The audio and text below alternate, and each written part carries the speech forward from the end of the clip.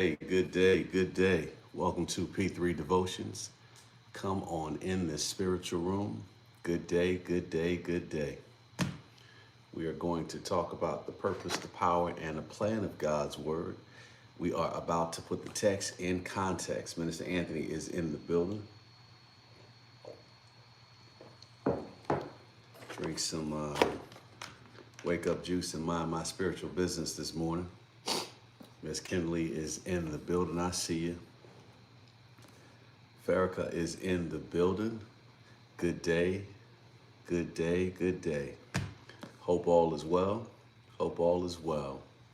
Cynthia's in the building. Tina's in the building. Earl is in the building. Mama VJ is in the building. Maud is in the building. Tina's in the building. I see y'all, fam. I see y'all, fam. IG fam is in the building. Joni's in the building.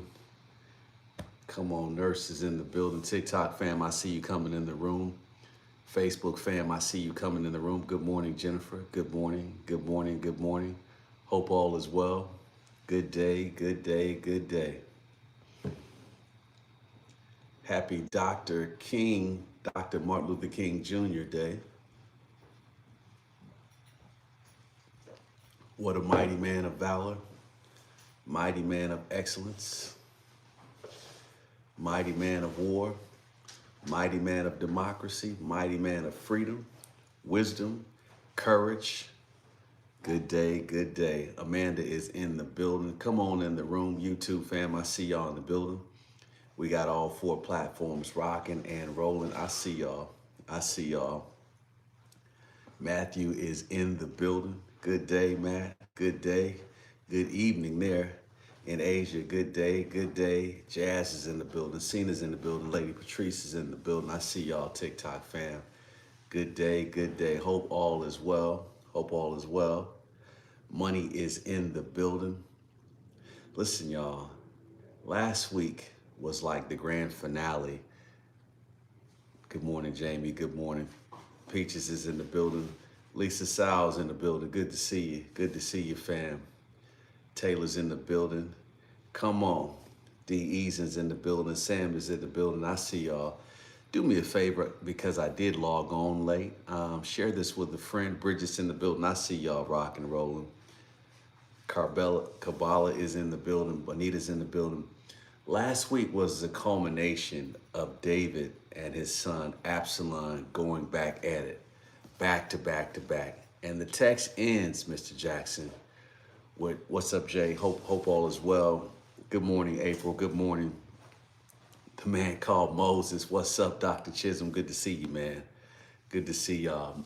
A lot of people must not be at work today. Holiday season. Carla's in the building. Hayuna's in the building. But David and his son Absalom in the battle. And then Absalom, man, his life. Joab annihilates him, starts the process. Good morning, JD. And then all of a sudden, 10 armor bearers, 10 men that were around Joab, they kill the king's son. Oh my God. This chapter ends with David saying, my son, Absalom. My son, Absalom.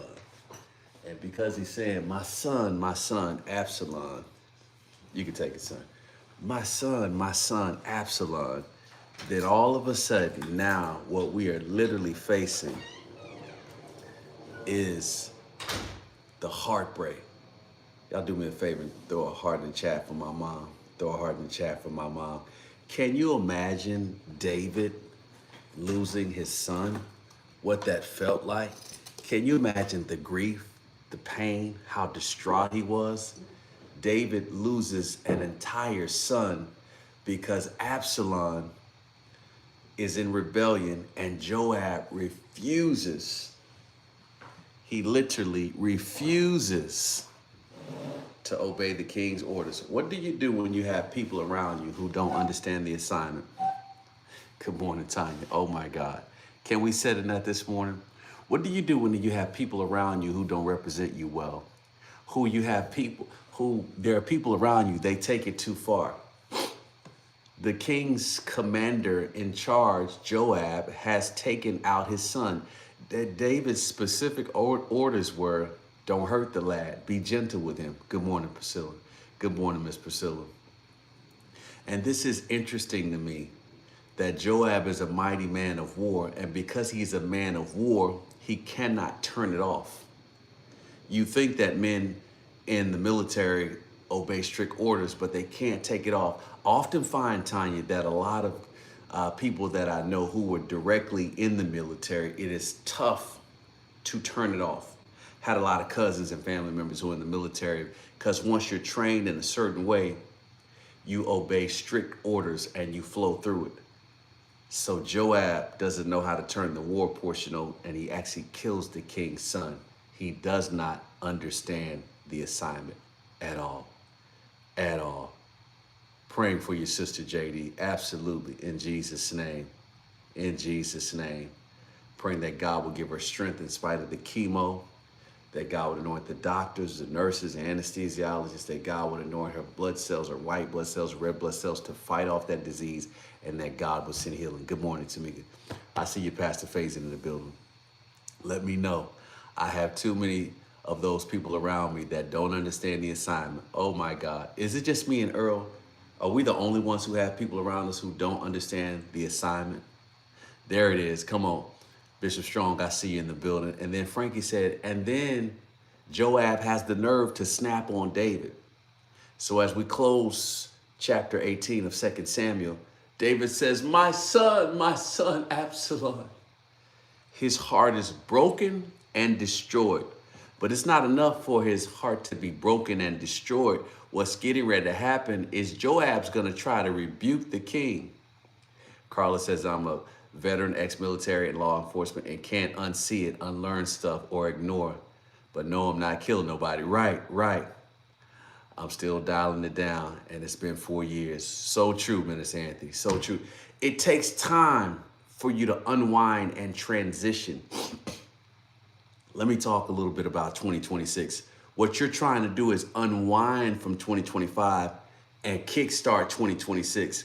And the reason why it hasn't happened so fast in these first couple of weeks, in these first 3 weeks, is because you're still unwinding.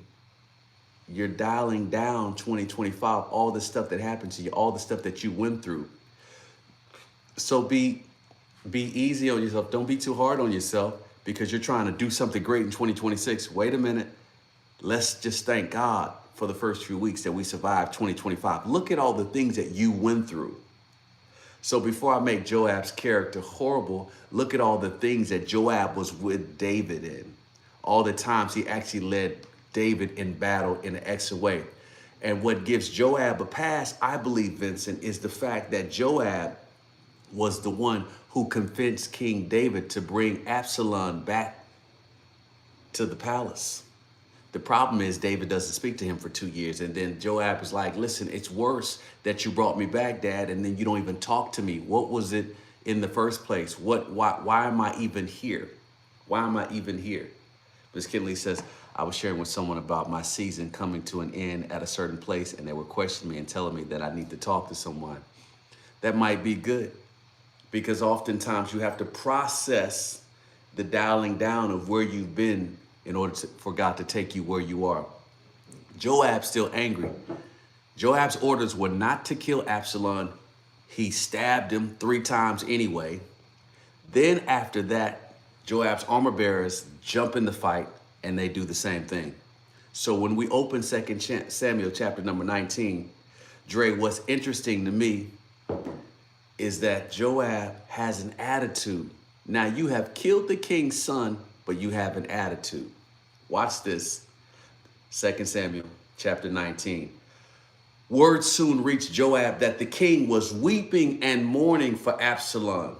Joab heard about it. Joab is a man of war. So for him to hear the king weeping about somebody who died on the opposite team doesn't make sense to him. Nowhere in the text do I see where Joab actually has children. I'm assuming that he did, but the text does not express it. And as all the people heard of the king's deep grief for his son, the joy of that day's victory was turned into deep sadness. They couldn't celebrate the victory because David was crying over his son. David's son, the one who rebelled against him. David's son, the one who had 50 bodyguards. David's son, the one that persuaded 200 men to go with him. David's son that sent people to all 12 tribes of Israel to be against David. David's son who was trying to kill David and take the throne. David's son who created a whole nother army against his father. David is still crying and mourning because of his father. What do you do? Well, it's going to get a little deep today. When people in your family have passed on to be with the Lord, but before they pass, you all had an ought against each other. They didn't always treat you right. We act like everybody that ever died, we act like at the funeral that they never did anything wrong. But the truth of the matter is, a lot of people that are in that casket did things to you and other people. What do you do when you're conflicted? What do you do when you're still grieving someone that other people are not grieving? You might be grieving the person, but somebody who they did wrong is not actually grieving them. What do you do? I know you can never admit that you've been there. I see you in the building, champ. But the problem is you're grieving and they are not. Oh my God. Mm, mm, mm, mm, mm, mm, mm. This is amazing to me, Luis, because this text does not mislead us. This text actually leads us to honesty and truth, which means that Joab is frustrated and angry because Joab feels like he and his men did a good job. Watch this. Watch this. Everybody heard of King David crying and sobbing over his son, but when the soldiers come back, they're excited because they won the battle. But here's what happens. When Joab and the men come back, they hear David crying and weeping and mourning over his sons. OMG. This is what I like about the text. The text is so good that it's trying to give you information. And this information that it's trying to give you is the fact that the army's trying to come back in celebration in a celebratory format. But King David is heartbroken. What do you do when people don't cry over what you cry about? Right, Marilyn says, ask God for strength to forgive. What do you do when the people aren't crying over what you're crying about? Anuska said, my father's mother just passed and was buried on Saturday. I'm not grieving her, but I'm empathetic with my father. Right. At least there is empathy. My prayers go out to you and your entire family, especially your father, because he lost his mother. But here is the problem. The problem is that Joab really did understand the assignment. The problem is David switched the assignment. Oh God, oh God, oh God. Here, Joab understands the assignment, then David switches the assignment, and then he doesn't switch. These are the people who are unable to go with you to the next level because they refuse to change. They understood the assignment at one level, but when you switch and God did something different, they don't understand it. Okay. Okay. Give me a little bit. We're going to unpack this. The crime in St. Louis, people talk so bad about the deaths, but it still be someone's child, father, mother. So come on, and whoever. Not to mention people never know the backstory. Come on, Frankie. Especially in the loop. North Side, some of the South Side, Florissant, U City. It's amazing. It is amazing that Joab and his men, they were celebrating because they won the victory. But there is no remorse for the king's son. Whatever happened to compassion in our day? We turn on the news. In fact, we don't even turn it on. We actually pick up the news on our phone because most of us don't really watch the news on TV. If you watch the news on TV, just type in the word TV.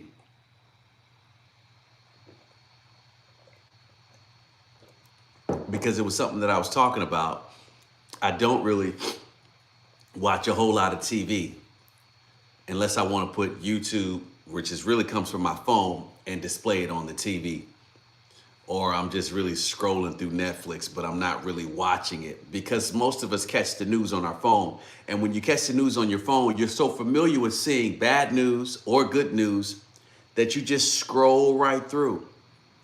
And there are so many different people that are so quick to judge the news and not even know the backstory, or to see it as, oh, somebody else died, oh, somebody else got killed, somebody else lost their life, somebody else committed suicide, somebody else was murdered. Really? That was somebody's son. That was somebody's daughter. That was somebody's child. And so herein, as it relates to the text, the men are not sad. They're excited that they won the war. And all of a sudden they come back in. I want to paint the picture carefully. And they see that David is crying and he's distraught. So Joab wants to do something about it. The men, so they crept back into town that day as though they were ashamed and had deserted in battle. What do you do when you got to act like you're mourning, but you're really not? What do you do when you're excited, but somebody else is sad? What do you do when you have something to shout about, but somebody else has something to cry about? The king, King David, covered his face and his hands, and he kept crying, "Oh, my son, Absalom. Oh, my son, Absalom, my son, my son." Then Joab went to the king's room. Joab said, I've had enough. Joab was crazy, first of all. I think Joab he was different. Joab was crazy. If y'all think Joab was crazy, kind of let me know. I think there's just so much. Y'all let me know. Joab was absolutely bananas to me. While King David is crying, "My son, Absalom, my son," Joab breaks in the king's room. He went to the king's room. He said to him, "We saved your life today and the lives of your sons and your daughters and your wives and your concubines, the ones you have left. We protected you like we were supposed to. We went to war. You're the one who sent us out to war. You're the one who told us to fight. You're the one who told us to protect you. And you seem to love those who hate you and hate those you love." He says, you act like this. You making us feel ashamed. We protected you. There it is, the imbalance. You seem to love those who hate you and hate those who love you. Oh my God. You have made it clear today that your commanders and troops mean nothing to you. You don't care about us, David. It seems that if Absalom had lived and he had killed all of us and we had died, you would be pleased. Absalom's, it's kind of debatable. It's kind of debatable. I'm not sure whose side you're on. Is it David's side? Is it Absalom's side? David lost his son, but his son was causing people to be murdered and killed. His son took the kingdom. His son actually had people trying to kill his father. So when somebody who worked for his father killed his son, David cannot take it. He is frustrated. He is absolutely bananas. Was it unfair or impossible for David to actually think that the men would go out to war and kill everybody but his son? Was David asking for too much? See, the Bible makes you think. The question is, are you asking for too much? Are you asking for your friend to be your friend and then hate the other friend who used to be y'all's friend because you and that friend got into it? Are you asking somebody to be on your side, but yet y'all all supposed to be family? Are you asking the kids to take your side, but yet the other parent is their parent? Are you asking somebody to be on your side, but then y'all all used to be on the same side? Inquiring minds want to know. I just want to put this in your lap to ask you a question. Was David being unfair in his request? Oh God. Oh God. This text makes you think. Joab didn't care. He went into his room. He said, David, what do you want? We won the battle. Now you want to make us feel bad that we won a battle that you told us to actually fight. We won a war that you told us to fight. I don't get it, David. You act like if Absalom would have killed us, then you would have been happy. David, do you really love us? I know it's a conundrum. It's the text shows you both sides. David isn't all right and Absalom isn't all right. The problem is rebellion from Absalom, David's son. Absalom and David are having a heated conversation and an argument because of David's son who was in rebellion. Before David's son was in rebellion, David and Joab had a great relationship. But now Joab just said, he barged in the room. He said, David, you're not going to make us feel bad. You told me to lead these troops. But I can imagine David said, but dude, I didn't tell you to kill my son. Or is Joab hiding the fact that he killed his son? Is Joab actually angry? And is anger the telltale sign that you're the one who put the dagger in my son? Is it your fault, Joab? And are you covering your own hind end, as we would say in the 80s? Are you covering your bottom because you're really the one who's guilty? Because it's really your fault. You stabbed my son 3 times, and then the other men followed you and made sure that my son was dead.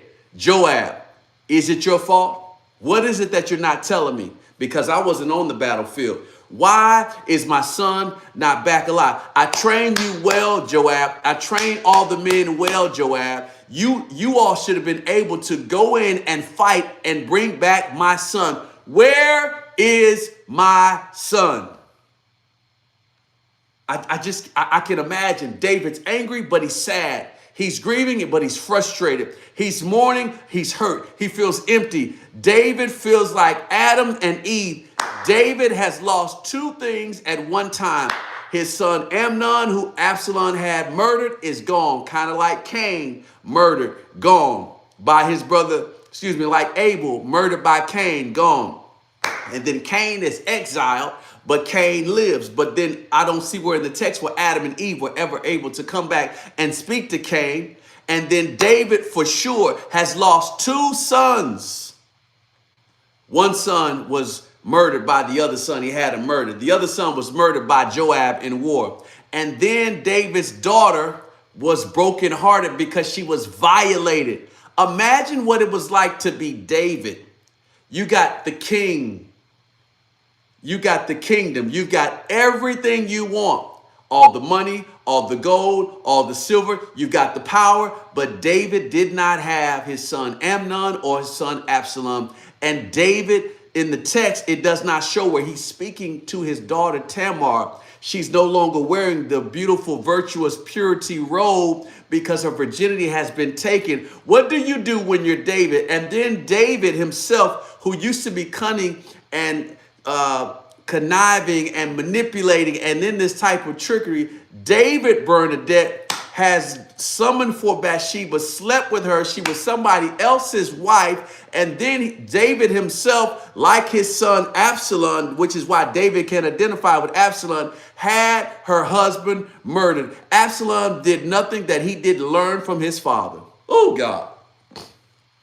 I want to talk about this text today. I just want to put the pieces of this puzzle together. No wonder David, my son Absalom, because David understands his son. Earl said karma.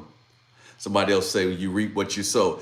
David understands what it was like to be Absalom because he himself had a man murdered. So maybe David identifies with Absalom and David wants a chance to actually bring Absalom back from war so that he can tell him, son, Daddy did the same thing.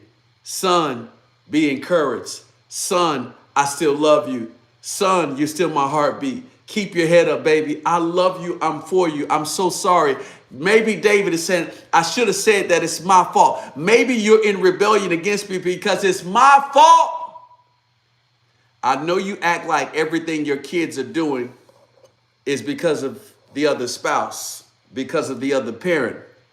But there are some things that your kids got from you by either watching and learning or through straight DNA.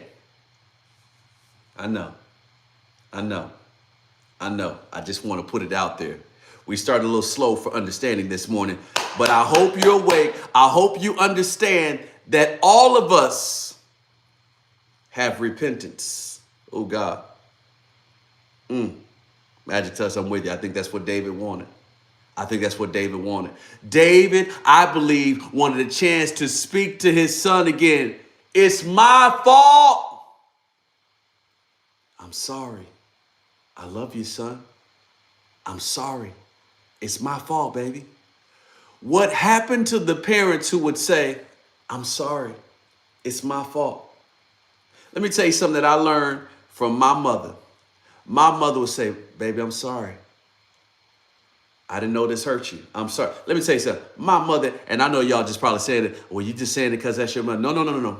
Anyone who knows my mother would tell you this about my mother. My mother would rather take the blame herself than see you hurt. What happened to the real parents, the real mothers and fathers who would take ownership and show love? I believe that David wanted a chance to fix it. Oh God, Frankie, we right there. You beat me to the point. But was it too late to fix the pain? Oh God, Lord have mercy.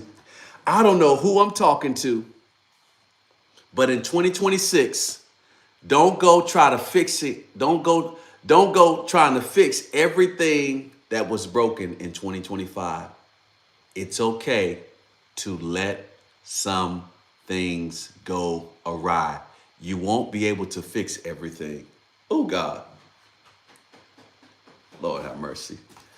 Lord have mercy. Y'all pardon me. I got to get some water this morning. Lord have mercy. This text is making me preach.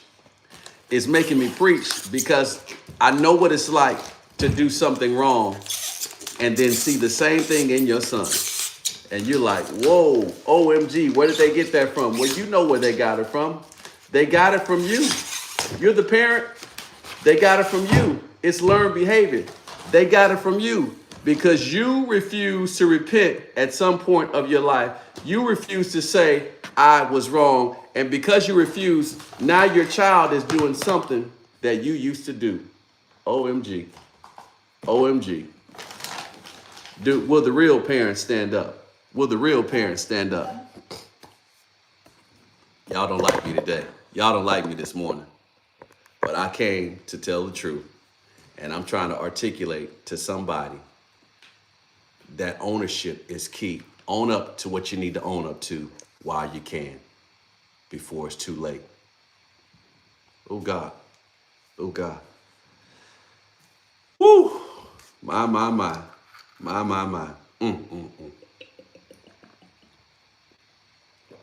You all can't see it, but I had a 6-pack of Essentia that I had to break into and open in order to get this bottle out. And it's alliteration for your life. There are some things that are going to have to be broken open. I had to tear open the plastic in order to get this bottle out to hydrate myself. What do you need to break open this year in order to get to the other side of the blessing that God is calling you to get to? Let's dig in. Let's dig in. Let's dig in this text a little bit more. Is this helping? Is it making sense? Y'all let me know. Are you understanding it? Is it making sense? Is it coming out okay? I want to make sure. My daughter was a crash out because of me. I realized it was a girl. Got smart with me in front of her. My daughter gave me a look as to awaiting my reaction. I had to correct myself after that. I get it. I get it. Now let me balance it up. After you've taken ownership, there's nothing you can do. David at least allowed him to stay in the palace for 2 years.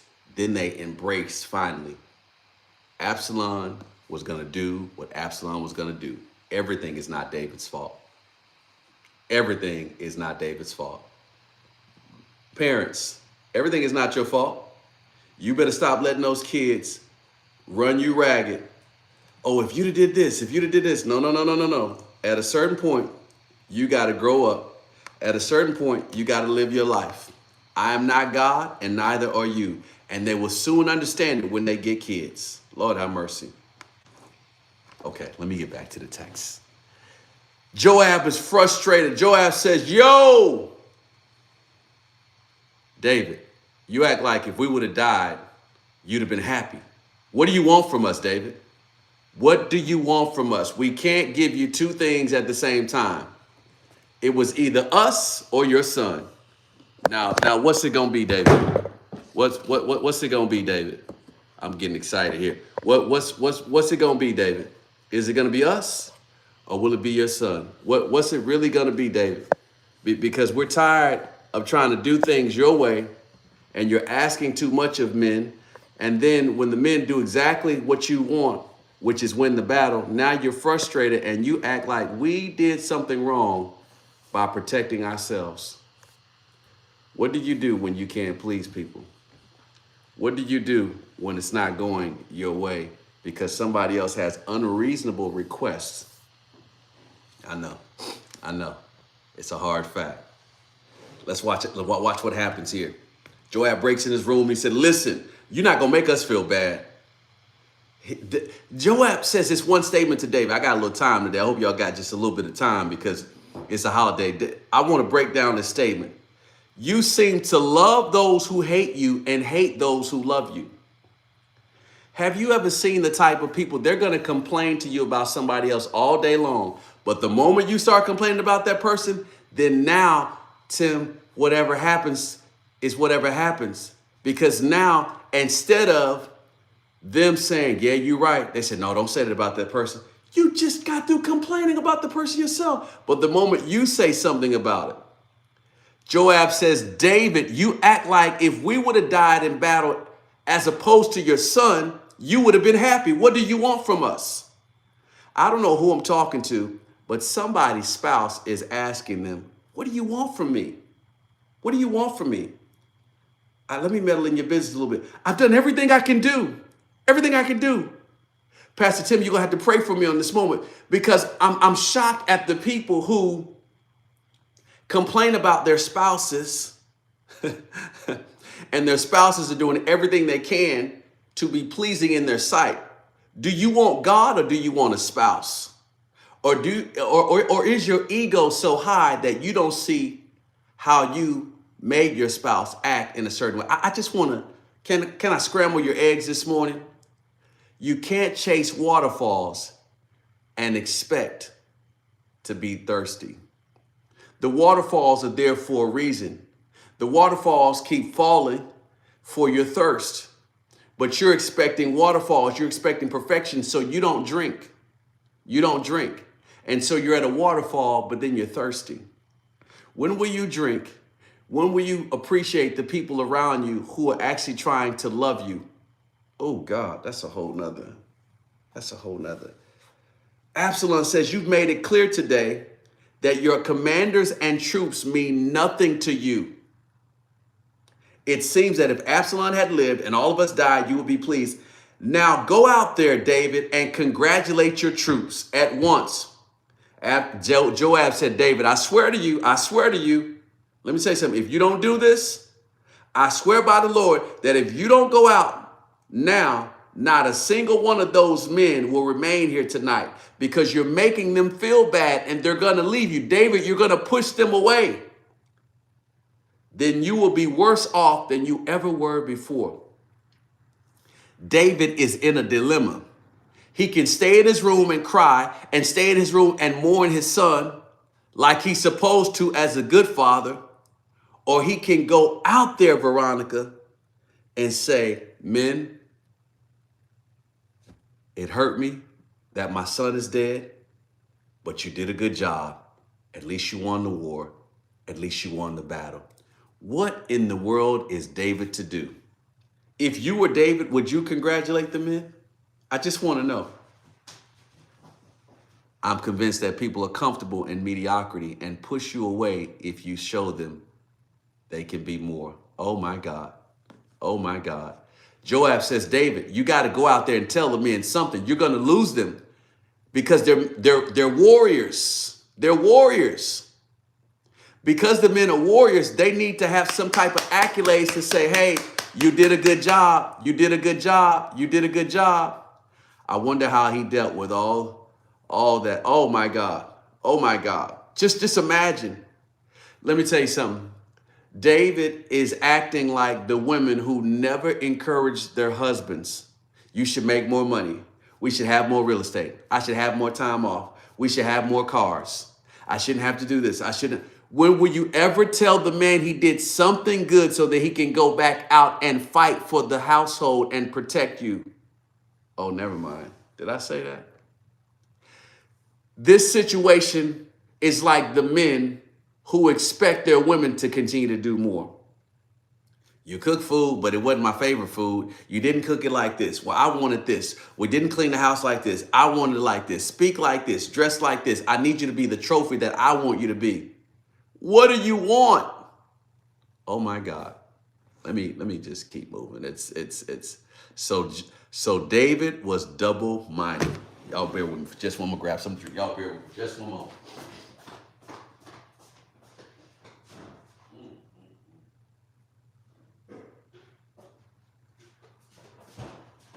This text is amazing to me because the people are trying to figure out, David, what in the world do you want? What do you want? Okay, let me make this plain as day. If this is making sense, just put the words make sense, make sense, make sense, make sense. If it doesn't, you can feel free to ask questions. But what I'm trying to get at is that sometimes you're asking duplicitous things. It's twofold.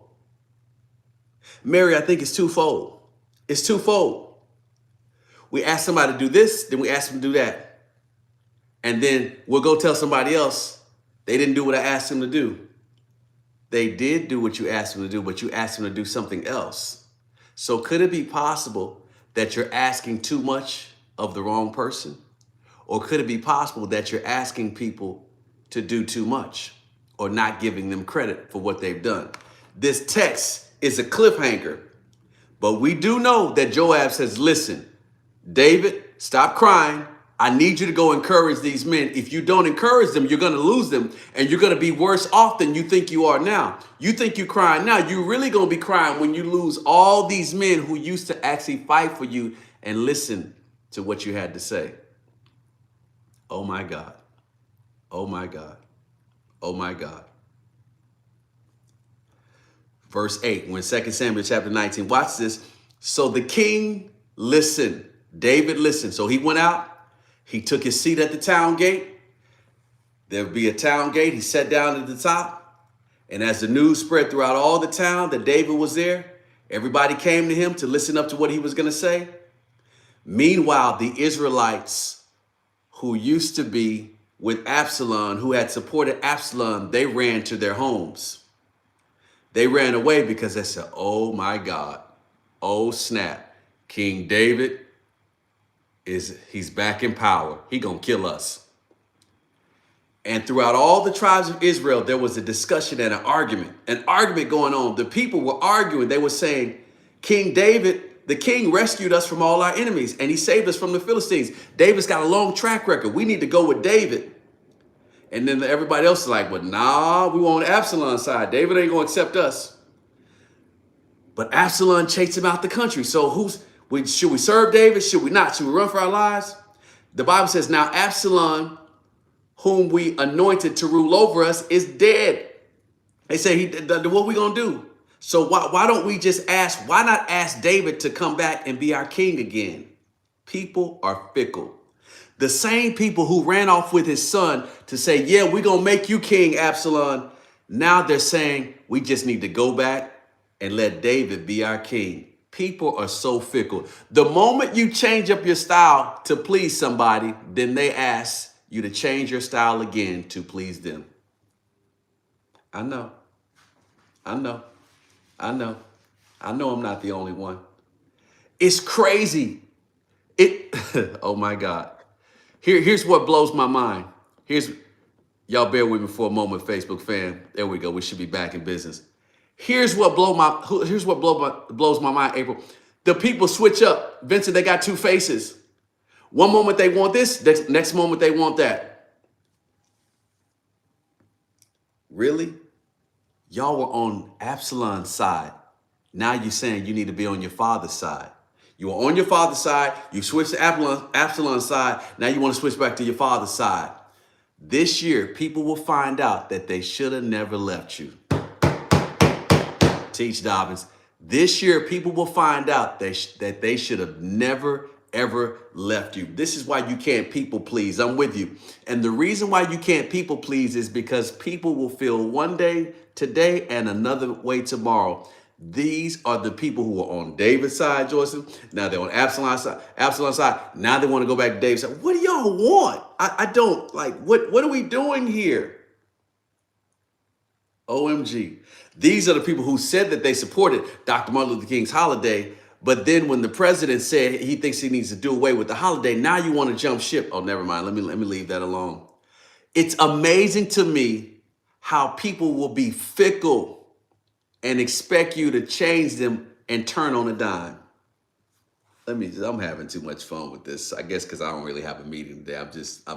Oh God. They said, why don't we just ask David to be back on his side? Then the king sent word to Zadok and Abiathar. These were the priests. He says, go say to the elders, go tell the elders of Israel, this is what I want you to go tell them. I need you to go tell them and ask them a question. Why are you the last ones to welcome me back? The king is back into his palace. For I have heard all Israel. For I have heard that all Israel is ready. I'm back. You are my relatives. You're my own tribe, my own flesh and blood. So why are you the last ones to welcome me back as king? And David told them to tell Amasa, this was Joab's cousin. He says, Amasa, since you're my own flesh and blood, like Joab, may God strike me and even kill me if I don't appoint you as commander of my army in his place. Wait a minute. Stop it. You mean to tell me that David didn't kill Joab? He let Joab come in and challenge him to go back out and tell all the people certain things. But then King David says, Amasa, listen, you're my other nephew. And what I really want to do is I want to replace your brother with you or your cousin with you. David is like so strategic. He's done with Joab. David's done with Joab. Then Amasa convinced all the men of Israel. Amasa said, oh, really? You gonna put me in charge? So he convinced all the men of Judah, and they responded unanimously, and they sent the word to the king, return to us and bring back all who are with you. So the people returned back to David. Whoever I'm talking to, don't think it's strange this year when people try to get you back. Relationally, don't think it's strange when people try to come back and be on your side. People who were against you, people who talked against you. I'm telling you, you heard it here first. Watch out when you start getting texts, phone calls, DMs, and people want to come back because they realize that they should have never left your side. Then watch this. So the king started back to Jerusalem. When he arrived at the Jordan River, the people of Judah came to Gilgal to meet him and escort him across the river. So they came, they're going to escort David back across the river. Watch this. Shemiah, you remember Shemiah was the son of Jerah. Shemiah is the one who was throwing rocks at David and throwing dirt on David, saying, David, David, and cursing him. Y'all will remember this. He's cursing David. He's cursing him. Watch what happens. He comes back and he says, listen, I was wrong. Watch this. He comes back. He hurries across to meet David. 1,000 other men from the tribe of Benjamin, they come back with him, including Ziba, the servant from the house of Saul. You remember Ziba was the one who lied on Mephibosheth, who said Mephibosheth didn't want to come, David. And then he came back with his 15 sons, his 20 servants. They rushed down across the Jordan River to meet King David. They crossed the shallows of the Jordan to bring the king's household across the river, helping him in every way they could. Now everybody's going to start being nice to David again. This is amazing to me. This is amazing to me. This blows my mind, Chris. This is amazing to me. This is the same person who was throwing rocks at David and dirt on David in the other chapter, if you will remember. As the king came across the river, watch what Shemiah said. Shemiah fell down. My lord the king, please forgive me. Forget all the trouble your servant did you when you left Jerusalem. May the king put it out of his mind. I know how much I sinned, and this is why I have come here today. The very person in all of Israel to greet me. Wait a minute, time out. Shemiah says, I'm the first person to greet you back. I was wrong. I should have threw rocks at you. I should have threw dirt on you. Should David trust Shemiah?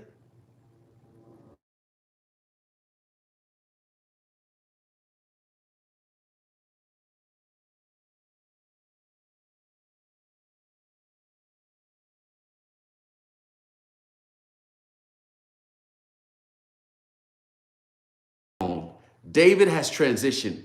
David has developed. David has transitioned. David has developed. David is now a new person. David does not want to see any more bloodshed in all of Israel. He says, who asked your opinion, nephew? I don't care what he did. It was wrong. Yes, he should have threw rocks at me. He shouldn't have threw dirt on me. But I love him. Don't kill him. Let it go. Oh my God. Oh my God. Whoa, whoa, whoa, whoa. Oh my God. Would you forgive somebody who threw rocks at you and who threw dirt on you? Would okay, maybe you're a good Christian and you would forgive them. Would you trust them? Would you allow them to be back into your company? Shemiah was the first one. Oh, David, I was so wrong. I was so wrong. I should have threw rocks at you. I should have threw dirt on you. Shemiah, would you have said this if Absalom was king? Are you only saying this because you know that David now has the power to kill you? It's just, I'm just asking. Inquiring minds want to know. It's a hard one, right?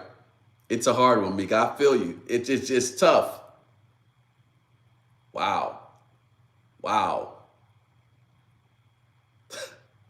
David tells his own nephew, he says, why have you become my adversary? This is not a day of execution. For today, I am once again the king of Israel. It should be a celebration. Just forgive him. Let's move forward. Then David turned to Shemiah and said, your life will be spared today. David forgave. Maybe David forgave because he knew what it was like to be forgiven.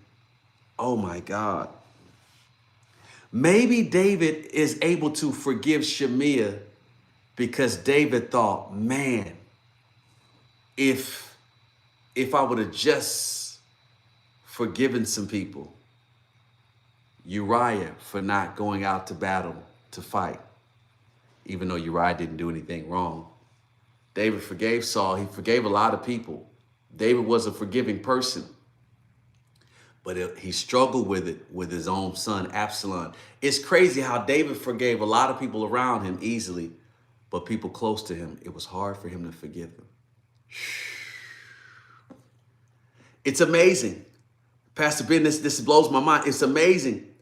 The text shows us that David was easily able to forgive other people outside, but he struggles with forgiving his own son, Absalom. For 2 years, David told his son, don't even come in my presence.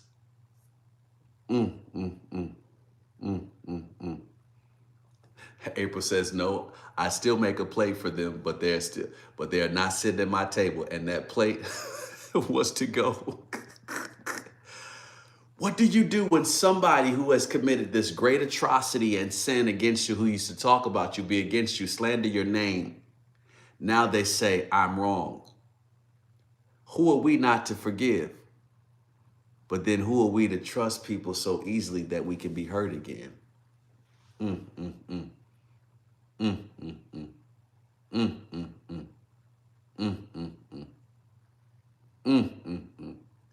YouTube fam, can y'all hear me? Can y'all hear me on YouTube? Let me know if you guys can still hear and see me. Okay, good. We're good. You're good. We're good. Yeah. Right, Magic Touch. I'm tired of fighting grief. Wow. Yeah. David says, I'm tired of fighting. When the Earl says, when the trust is broken, it's not on me to build it back. You're more than welcome to try and earn my trust back, but it won't be easily. I'm with you. Isn't that how it is, though? Harder to forgive family because it hurts more. Oh, that's so true. Oh, Joan, that's so true. Oh, that's good. That's good. Maybe David never forgave himself. So anyone who reminds David of himself was a struggle. Oh, that's good.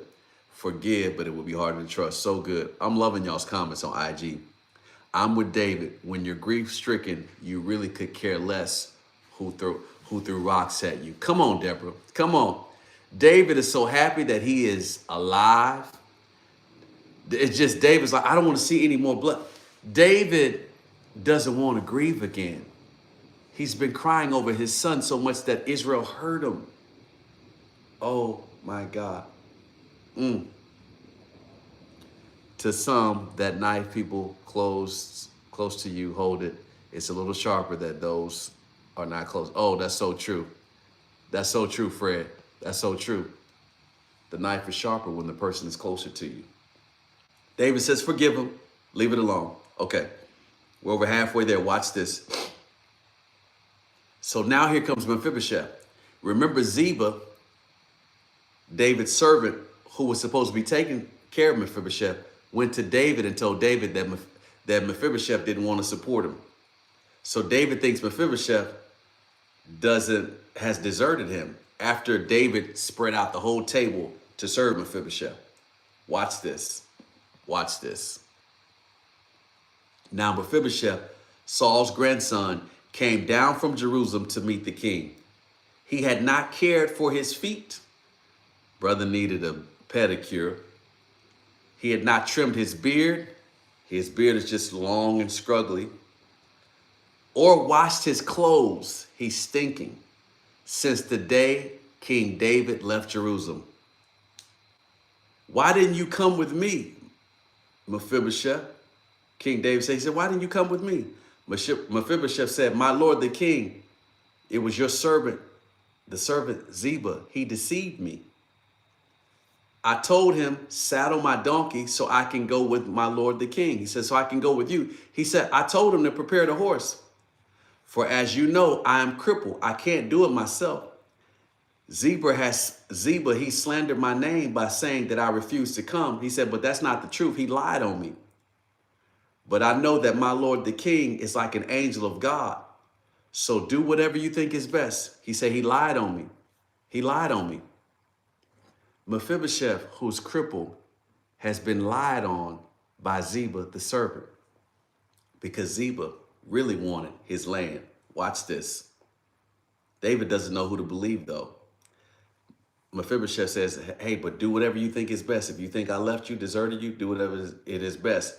He says, but that's the reason I got on the same clothes. My beard is still long. I've not washed my face. I've not bathed. I'm crippled. I couldn't do it myself. I asked him to saddle up the donkey to help put me on it. I couldn't do it myself. Remember, Mephibosheth had been lame since about 5 years old. Watch this. All my relatives and I could expect only death from you. Relatives? He says, all my relatives and I, we can only expect death from you, my Lord. But instead, you have honored me by allowing me to eat at your table. What more can I ask? He says, you rescued me. He said, my grandfather was Saul. Saul did you wrong. You and my father were friends, but I only expected death from you. So me and my relatives really just expected death from you. David doesn't know who to believe because David is like, maybe somebody could have put you on a donkey. But Ziba was the servant who was assigned to Mephibosheth. So the question becomes, who do you believe? Do you believe Mephibosheth or do you believe Ziba? I believe Mephibosheth. He was crippled. He hadn't washed, he hadn't bathed. He couldn't put himself on a donkey. I believe that Ziba lied on him. Let me tell you something. There's some people who have lied on you, which is the reason why certain doors have not opened up for you. It's crazy how people will curse you and expect to be blessed. Oh God, did I say it? Oh God. Come on here, Marilyn. Secrets don't remain buried forever. They're revealed.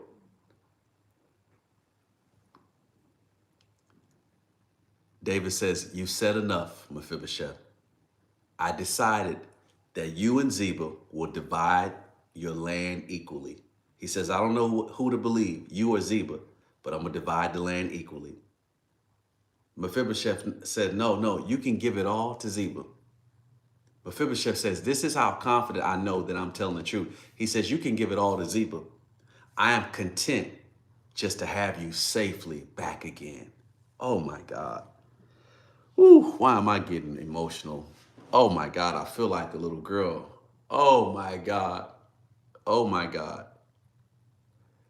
This, what brings tears to my eyes in this text. Whew, Jesus, that thing hit me. Didn't hit me like that this morning. Oh my God. Oh my God. Mephibosheth is willing to forsake his destiny, his legacy, the land, his inheritance, and everything else because he's just so happy that David is alive. Oh God, you don't understand what I'm saying. Let me make this make sense to you. I want to make this make sense to you. Mephibosheth represents the person who is so happy for you that they don't want anything from you. Oh my God.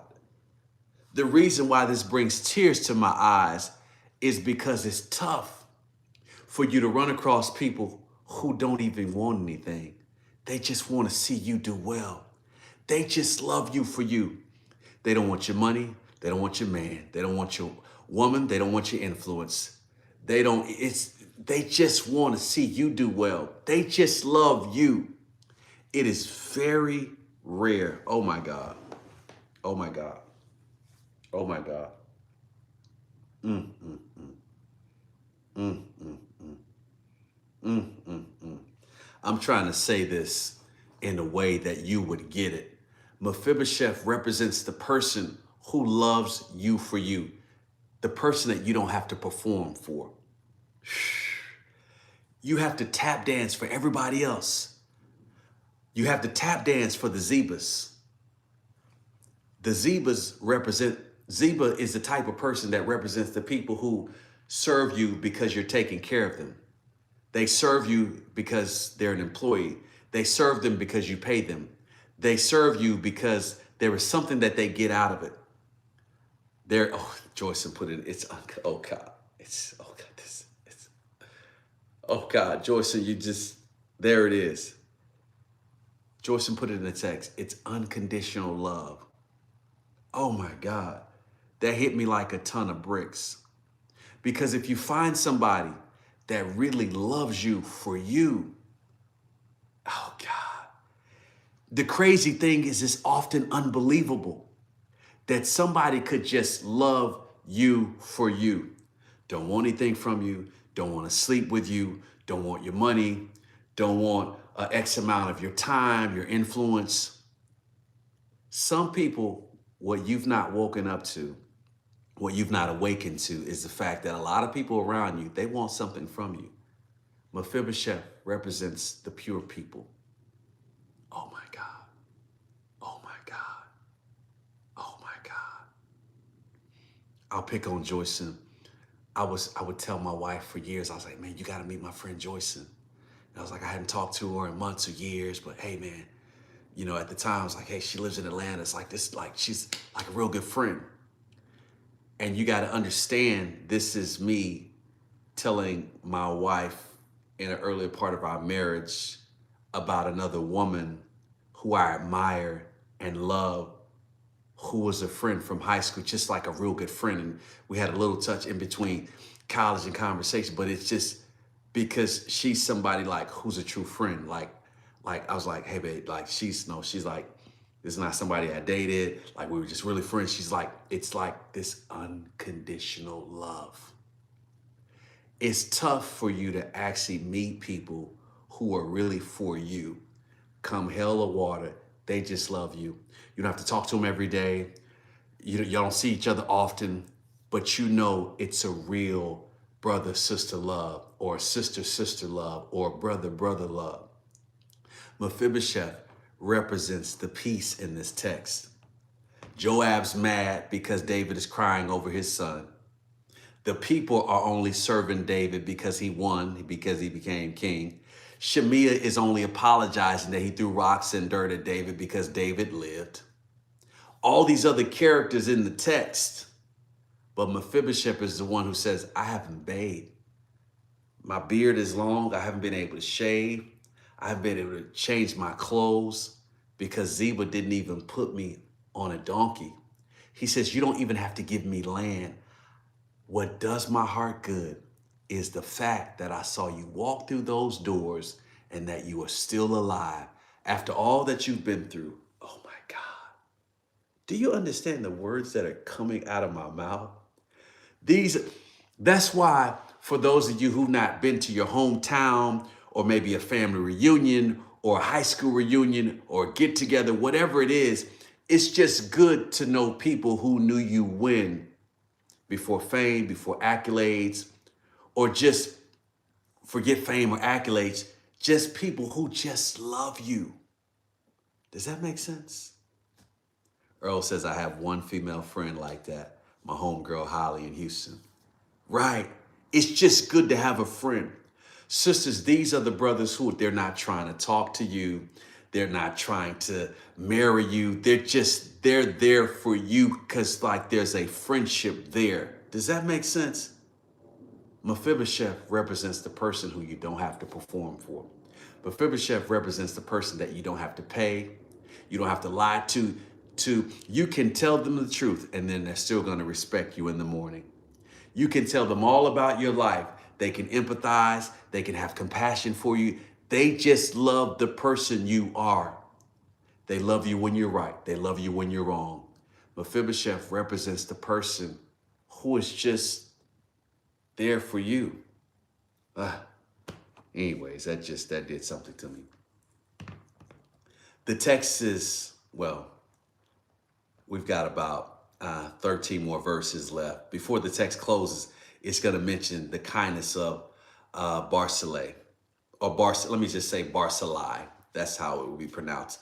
Barzillai, you will remember, was one of the three people that came to actually give David nourishment, clothing, sheep, wheat, barley, food, to just make sure that David was taken care of. Barzillai of Gilead came down from Rogelim to escort the king across the Jordan.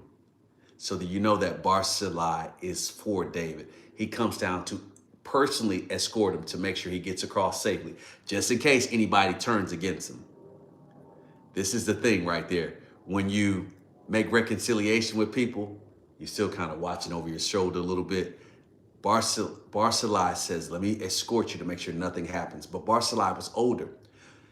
He was very old, 80 years old, the text says, but he was wealthy. He was the one who had provided food for the king during his stay at Mahanaim. Come across with me and live in Jerusalem, the king said to Barzillai. I'll take care of you there. You missed it. It went over your head. This is a rich man who is older, who says, David, I'm going to take care of you. You're set. You don't have to worry about anything. You don't have to go to battle for spoils. You don't have to go to battle. You don't have to work. I'm going to take care of you for life. The Bible says that he's a rich man for a reason. I don't know who I'm talking to, but God's about to send rich people to take care of you. God's about to send rich people to seed into you. God's going to send rich people to believe in you. God's going to send rich people to invest in you. God's going to send rich people to make sure that you are taken care of. Do you hear the words that are coming out of my mouth? If you receive it, throw fire emojis in the chat. God's about to send somebody to bless you. God's about to send somebody to open up a door for you. God's about to send somebody to make a way for you. God's about to send somebody to tell somebody else about you. God's about to send somebody to finish the contract. God's about to send somebody to be a blessing to you. God's about to send somebody in real estate and money and finances and investment. God's about to send somebody to protect you, to watch over you. You're going to feel safe, secure, confident, respected. You're going to feel in integral. God's about to send somebody to make you feel like you're a king again. God's about to send somebody to make you feel like a queen again. God's about to send somebody to blow your mind. God's about to send somebody to give you rest. God's about to send somebody so that you can retire. God's about to send somebody so you can enjoy the rest of your life. God is about to send somebody in your life, and they're going to be rich. God's about to send somebody that you don't have to take care of. God's about to send somebody that you don't have to feed. God's about to send somebody that you don't have to let borrow money. God's about to send somebody to make sure that you are fully blessed, especially financially. King Barzillai says, okay, Dave, watch this. Dave was like, okay, I'm going to take care of you, because he was old. Barzillai is like, you don't need to take care of me. He says, no, I'm good. I'm good. I'm too far old to go with you. He says, I'm too old to go with you to Jerusalem. I just want to escort you there. But what I will do is I'm going to leave my son there to take care of you. I told you God's about to send somebody to bless you that wants nothing from you. He escorts him to Jerusalem and he says, I'm too old to go, but I'm going to send my son. I'm going to send a representative. Oh, wait a minute. Is Barzillai some type of Christ in this text? God who sent his son to make sure that we would be taken care of. Barzillai is somewhat a type of Christ because Barzillai is rich. Barzillai is wealthy. Barzillai is a provider. Barzillai is a protector. It's like God to protect you. It's like God to supply all of your needs according to his riches and glory. It is like God who sent his only begotten son to be there for you. He says, no, I'm far too old to go with you to Jerusalem. I'm 80 years old today. I can no longer enjoy anything. The NLT gives you a real version. He says, food and wine are no longer tasty to me. He says, I cannot even hear the singers as they're singing. The text is comical. The Bible is interesting. He says, I can't even hear the singers. That's how old I am. He said, but I'm going to make sure you're taken care of, young man. I'm going to make sure you make it to the next destination. He says, I would only be a burden to you, my Lord, the King. Just to go across the Jordan River with the king is all the honor I needed. He says, David, it was an honor just to escort you across. He says, all my life, I just wanted to take care of you. It's an honor to just escort you across the Jordan River. Now go enjoy it. Let me return home to my own hometown. I'll die there where my father and mother are buried. But here is your servant, my son, Kimham. Let him go with my Lord the King and receive whatever you want to give him. He says, I got you set, and my son is going to serve you. Let me see what his son's name means before we read these last 5 verses. His son's name is Kimham. I don't even remember this part. I've read the Bible so many times, but I don't remember this name. The meaning of the name Kimham or Chimham means pining, longing, or desiring greatly. Wow. Desiring greatly, which means that his son was just really desiring to serve David. God's about to send some people who've been trying to be there for you all your life. Lord revealed them. Lord revealed them. Revealed them. I'll be honest with you. I don't know where they are. I'll be honest with you. I don't know where they're at. I'll be honest with you. I don't know when they're going to come. God revealed them and send good people to us this year. He says, my son Kimham is going to go with you because he's desiring greatly to serve you. Last 5 verses. Good, King David says, Kimham will go with me and I will help him in any way you like. I'm going to take care of your son. He's serving me. I'm going to take care of your son. And I will do for him anything you want me to do. So all the people crossed the Jordan River with King David. Now all the people are with him. Watch this text says, all the people were with King David. After that, David had blessed Barzillai and kissed him on the forehead, kissed him on the cheek. Barzillai returned to his hometown. Watch this. The king then crossed over to Gilgal. There's something special that's going to happen at Gilgal. Taking Kimham, Barzillai's son, with him, and all the troops of Judah, and half the troops of Israel escorted the king on his way. This is what blows my mind, Earl. Verse 40 says, all of Judah, but half of Israel.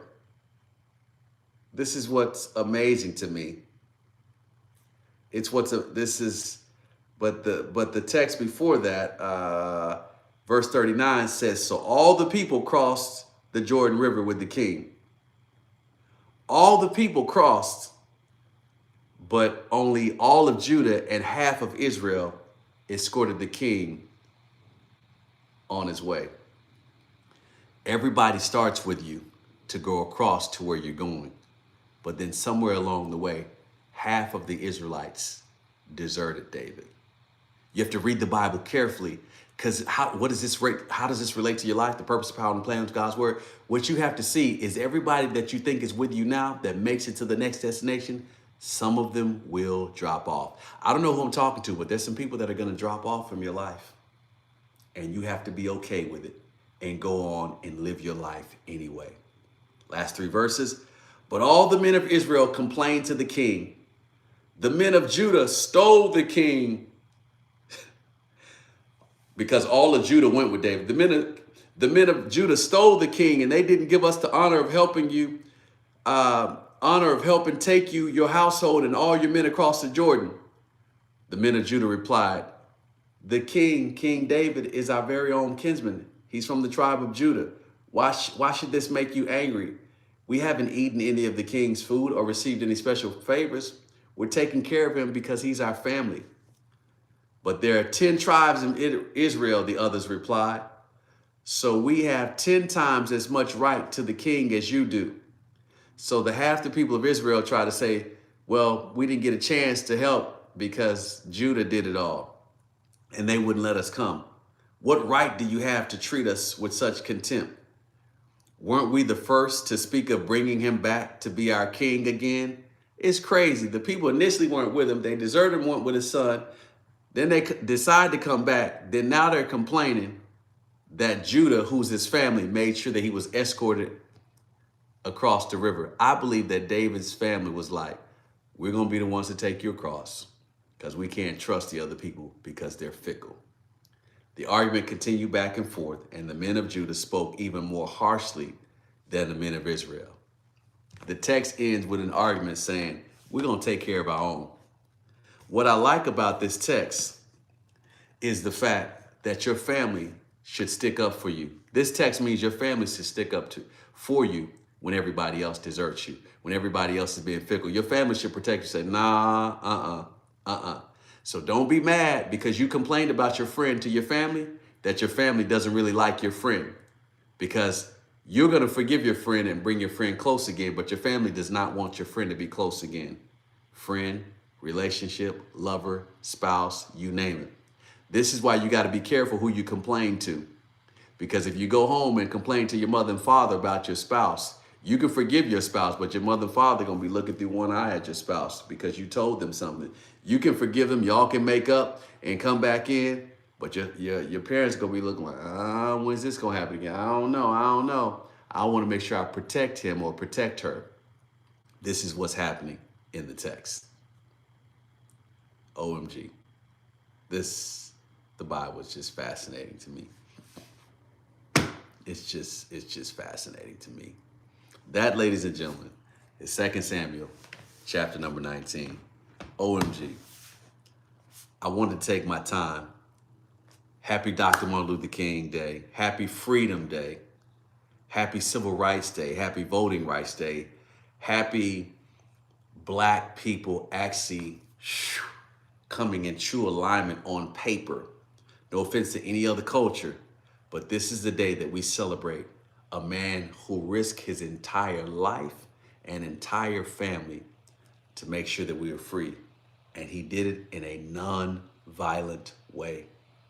Salute to Dr. Martin Luther King Jr., who lost his life at a tender age of 39 years old, who went to jail more times than Malcolm X, who went to jail, who was beaten, who was water hosed, who was scared, who had threats, who had to pray, who had to have Mahalia Jackson sing him into comfort, who had to pray himself to sleep, who had a beautiful, brilliant, anointed, intelligent wife and great family. Coretta Scott King, shout out to her for holding up the mighty man of valor's arms. Dr. Martin Luther King, in his absence, We salute him today. And in his absence, as black people, as all people, we salute Dr. King. We salute him. Whether you're white, you're black, you're Hispanic, you're Puerto Rican, you're Dominican, you can salute him. Whether you're Nigerian, if you live in the United States of America, in fact, if you ever wanted to visit America, just even having respect for America, salute, salute, salute. Earl said, I need a Coretta Scott King in my life. It was good to see you yesterday, Earl. Good to see you, man. Wow, wow, wow. Oh, wow. Awesome, awesome, awesome, Joyce. On your way to some service now. Awesome. Listen, let's support whatever march you can, or if you just need to kick your feet up and rest. However you celebrate this holiday, do celebrate. Do give God the glory and Dr. King and his family the credit for making this an amazing day. And this is one of the reasons that we must keep this holiday around. We celebrate President's Day, but he was the president of people who needed to be stood up for.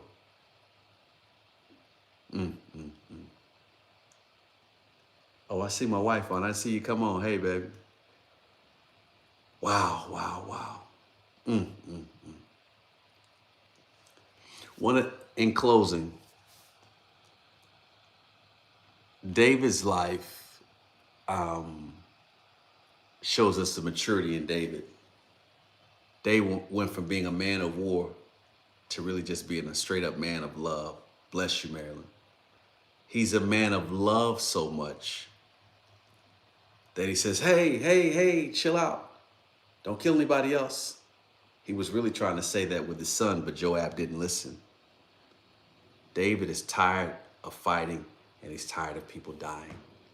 We see the grooming and transition of David.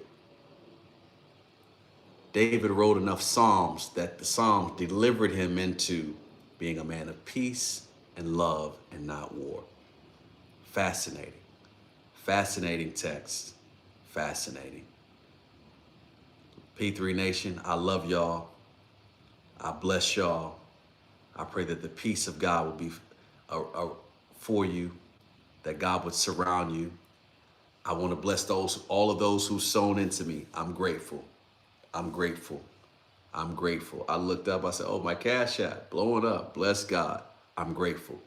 We don't do it for that. We do it so that you're built up, you're strengthened, that the curiosity that God has given you in the text expounds who you are. But I'm grateful for those of you who poured back into me. So I will always want to say that. But I pray that God would bless your finances. Hey, Teresa, I see my niece in the building. I pray that God would bless your family, your faith, that God would strengthen you. Dre Day, I see you, baby. My bro, whoo, man, oh man. Dre and I met January of 1994. Didn't see each other until 5 years later, the summer of 1999. We met in Iowa. I was going to college in Missouri. He was going to college in Nebraska, but we were both from Texas. Well, actually, he lived in Jersey some as well. And then we later meet at the Potter's house. Good to see you, man. Good to see you, baby. We're proud of his son, DJ, balling up at DeSoto. Proud of his daughter, Teresa, doing great things at UNT. A blessing. God has blessed us. And as I'm finishing this prayer/dialogue, I pray that God would bless you with friends and family and faith that's unlimited. I pray that God would take your mind and think through it.